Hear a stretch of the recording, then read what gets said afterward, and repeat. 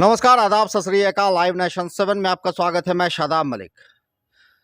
BSSC ने CGL 3 की परीक्षा ली। प्रथम पाली का ही प्रश्न पत्र लीक हो गया और उसके बाद सिर्फ प्रथम पाली को कैंसिल कर दिया गया। बाकी दो और पालियां जो थीं उसे कैंसिल नहीं किया गया, जिसे लेकर लगातार अभ्यर्थी आंदोलन कर रहे हैं और एक बार फिर सड़क पर उतरने की तैयारी में है छात्र। और इस में आगे क्या कुछ होना है, क्या वो मांग रख रहे हैं, हम बात कर रहे हैं। हमारे साथ मौजूद हैं छात्र नेता सौरभ।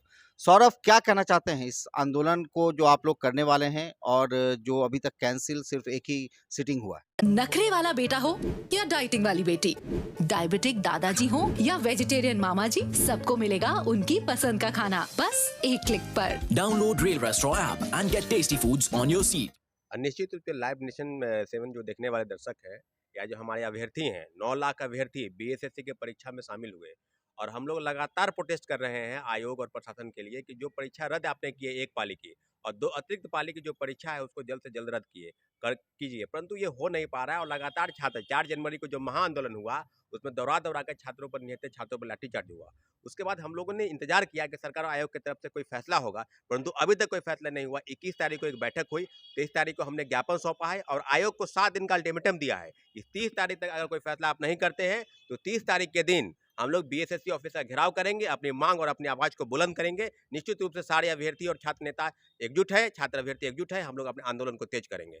तो क्या लग रहा है कि छात्रों के इस बार आंदोलन का कोई असर होगा? क्योंकि जब आप आंदोलन करते हैं तो पुलिस द्वारा लाठीचार्ज कर दिया जाता है, छात्र को भगा दिया जाता है। निश्चित रूप से मुझे लगता है कि मुख्यमंत्री जी भी समाधान यात्रा पर निकले हैं, तो उनसे एक ही आग्रह करना चाहते हैं हम लोग कि 9 लाख अभ्यर्थियों का जो मांग है, जो डिमांड है, वो पूरा कीजिए। लगातार अभ्यर्थी आखिर जाए कहाँ पर? आयोग को घेराव करना प्रश्न ही नहीं है। निश्चित रूप से जिस प्रकार की व्यवस्था बनी है प्रश्न पत्र लीक के मामले में, लगातार अफवाह की बात नहीं है। निश्चित रूप से तीनों पाली के प्रश्न पत्र आउट हुए हैं और छात्रों की मांग बिल्कुल जायज है। इसलिए हम लोग की जो मांग है बिल्कुल सही दिशा में है और निश्चित रूप से मुख्यमंत्रियों को इस पर संज्ञान लेना होगा। अगर नहीं लेते हैं तो हम लोग आगे की रणनीति के तहत हम लोग का आगे का जो काम होगा हम लोग करेंगे। निश्चित रूप से सरकार और आयोग को झुकना पड़ेगा। हम लोग की मांग बिल्कुल जायज है। आप तो छात्र नेता हो गए, मगर क्या यहाँ पर कोई ऐसे अभ्यर्थी हैं जिन्होंने परीक्षा दी है? क्या नाम है आपका? सुजीत कुमार। सुजीत, परीक्षा आपने जब दिया तो आपको उस समय कैसा लगा जब परीक्षा आपके देने के बाद पता चला कि प्रश्न पत्र लीक हो गया? देखिए, जब एग्ज़ाम सेंटर में हम लोग को ले जाया गया तो वहाँ जूता मोजा भी खुलवा दिया गया और देखिए एग्ज़ाम सेंटर पे जाइमर भी लगा हुआ था। जब जाइमर लगने के बाद इतना व्यवस्था होने के बाद क्वेश्चन पेपर अंदर से बाहर आ रहा है और तब ये भी हो सकता है कि जब क्वेश्चन पेपर बाहर आया है तो उसका आंसर भी तो अंदर गया होगा। तो जो पढ़ने वाले छात्र होंगे उनका कैसे रिजल्ट होगा? हम लोग जो हैं 105 110 पे गए हैं, तो बताइए कि जो अंदर आंसर गया है उसका कट ऑफ पे असर पड़ेगा और 125 130 गया। ऐसा परीक्षा देने के बाद जब ऐसा पता चला तो लगा कि रिजल्ट होगा ही नहीं, क्योंकि हम लोग 105 तक के ही हैं और कट ऑफ 125 30 पे जाएगा। एक बात बताइए कि जब भी सड़क पर उतरते हैं छात्र तो पुलिस द्वारा लाठीचार्ज कर दिया जाता है। एक बार फिर क्या आप लोग सब एकजुट होंगे? काहे नहीं होंगे? कब तक ऐसे चलता रहेगा? अगर पढ़ रहे हैं और बताइए जॉब के लिए कहीं प्रतियोगिता होता है तो प्रतियोगिता होने के बाद जॉब रोजगार उपलब्ध होता है। लेकिन बिहार में ऐसा व्यवस्था हो चुका है ये 2 साल से कि प्रतियोगिता करवाने के बाद छात्रों को रोड पे आंदोलन के लिए बुलाया जाता है।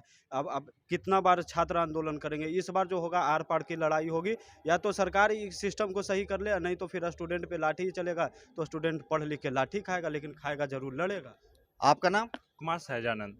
क्या कहना चाहते हैं? सर, ये जो पूरी प्रक्रिया है ये हमारे उम्मीदों और प्रयत्नों पे पूरी तरह से कुठाराघात करती है। हम इतने महीनों से पढ़ाई करते हैं कि हमारा रिजल्ट हो, पर ये जो परीक्षा है 2 चरणों की ना होकर 3 चरणों की हो गई है, जिसमें एक चरण हो गया है कि आप अपने अधिकारों की मांग करें।